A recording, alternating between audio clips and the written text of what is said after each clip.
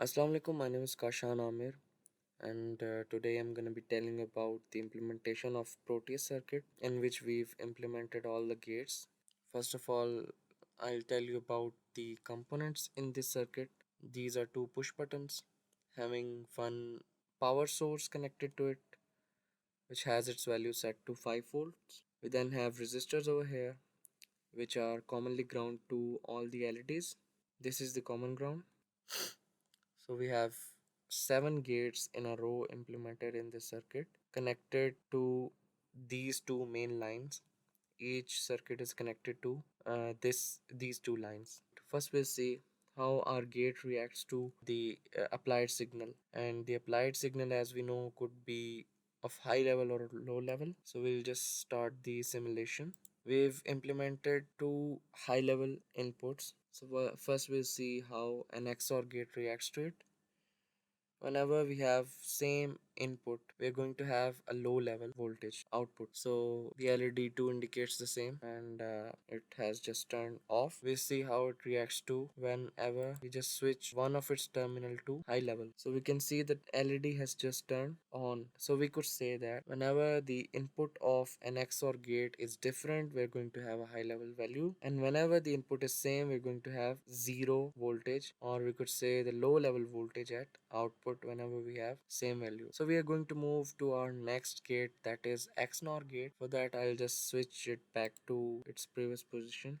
So here we have XNOR gate, and we can see whenever the input is same, we're going to have a high level, just opposite to what we had in XOR gate. And whenever we switch one of its input to high level, we're going to have low level. So you could say that whenever we have same input, we're going to have a high level. But here we have different input, so the output is at low level, and the LED has indicated that. Next, we'll see how an AND gate works. For that, we'll just need to see AND gate first. So an AND gate works whenever we have same input, it gives us high level input output. So whenever we have same input, we have high level at output. Since we do not have same, or we could say we have different input levels, so we have a low level out. So we'll see how switching our position back to on state would reflect changes in AND gate. So we can see that whenever we have same, and we've just said that whenever we have two inputs same, we're going to have high level input, and so does the LED2 indicates that. NAND gate is just opposite,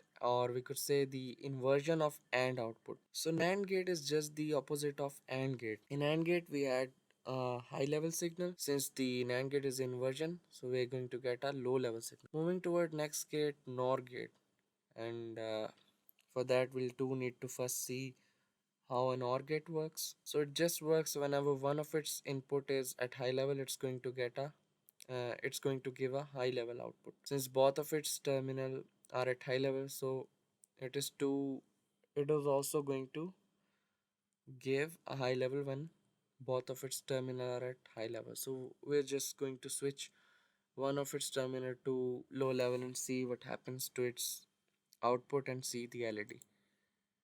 It has just not changed. So you can see it has not changed because we said that OR gate is going to have output, high level output, whenever one of its input is at high level. So moving forward to NOT gate, a NOT gate is simply the inversion of the input. Whenever we get a high signal at an input, we're going to have its opposite, a low level signal. So it has just one input connected to one of the two main lines. This is over here, you could see this is just the terminal connected. This is the only terminal connected to NOT gate, and it's just going to invert the signal. Whenever it is at high level, it's going to give us a low level signal, and whenever the signal is applied signal is at low level, it's going to give us a high level signal. And we could verify that too by changing the position of this button, because that's the only line connected to NOT gate.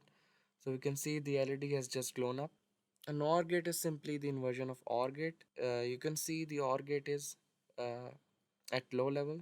So NOR gate is just its inversion. So I forgot to tell you about the IC numbering and how to place these gates into our proteus. So it's just simple. You just need to click over here In the components, pick P mode. Here you could enter whatever you want. So you could simply enter it over here and it's going to give us many results, out of which you could select your favorite two. And for PCB uh, we just need to take care that we select schematic model, and the one having no simulator would never be selected, where you just simply click OK and it's going to add to, you could say, the panel over here having different components. So that was just the working of our gates. These push button could possibly be like into four states. That could be 0 and 0, 0 and 1, and 1 and 0, and 1 and 1. So changing these results would reflect changes in LED's output. So that was it. Allah Hafiz.